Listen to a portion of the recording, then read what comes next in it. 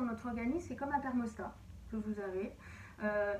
En fonction des sollicitations qui sont demandées par le corps, que ce soit une partie émotionnelle, mais aussi une partie physique et capacité intellectuelle, ou un travail très important, ou faire face à des polluants, ou à certaines toxines, ou une bactérie, comme je l'ai dit tout à l'heure, eh bien notre organisme il doit compenser. Et du coup, il est sans arrêt en train de réguler ce thermostat. C'est pour ça qu'on appelle ça la santé, l'équilibre dynamique du vivant. C'est qu'il est sans cesse en train de compenser. Alors un exemple, lorsque vous faites face à une sollicitation un peu trop importante et agressive, eh bien, qu'est-ce qui se passe sur le corps? Il y a ce que nous on appelle dans notre jargon de l'inflammation. Mais qu'est-ce que c'est que l'inflammation? L'image, c'est un peu comme s'il y avait une bombe qui tombait sur votre organisme, hein, un peu comme Notre-Dame par exemple, et du coup vous avez l'organisme qui va flamber et va appeler à la rescousse des réserves, des substances que l'on fabrique dans notre organisme, qui seraient un peu nos pompiers en fait en interne, et qui sont nos propres anti-inflammatoires, nos propres antibactériens, nos propres anticancéreux, et qui vont venir à la rescousse.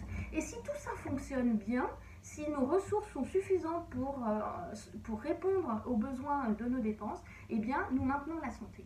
Par contre, c'est ça le problème. Et oui, c'est que il faut que nos ressources soient suffisantes. Et nos ressources, eh bien, on en a alors 2 voire 3, j'allais dire, notre carburant, qui est l'alimentation et les boissons, et l'eau, c'est sympathique, carburant, alimentation. Si on compare notre organisme à une voiture, vous ne mettez pas toujours la même essence en fonction des voitures que vous avez.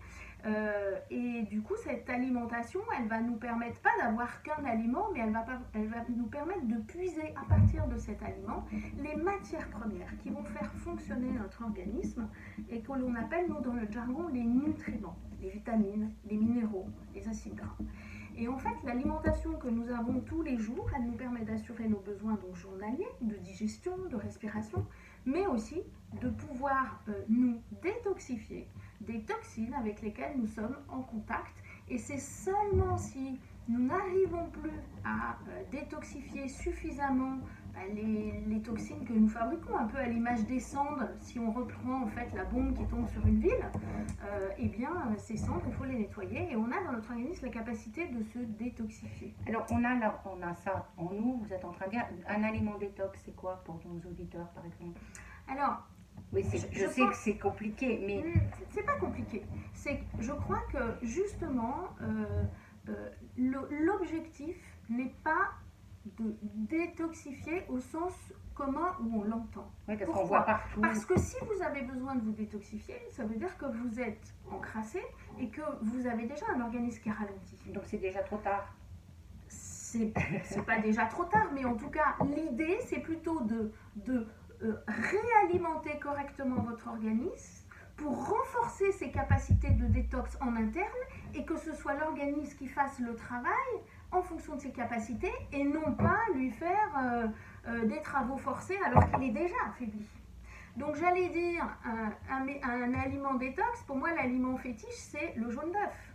Pourquoi? Le jaune d'œuf c'est l'aliment qui contient quasiment tous les acides aminés, toutes les vitamines et tous les minéraux presque, et c'est le seul aliment qui permet de faire un être vivant. Alors vous nous dites, Sarah Doniacès, donc que vous êtes Donia Di Crucia, pharmacienne, pour qu'on le sache bien et on l'entende, nutritionniste.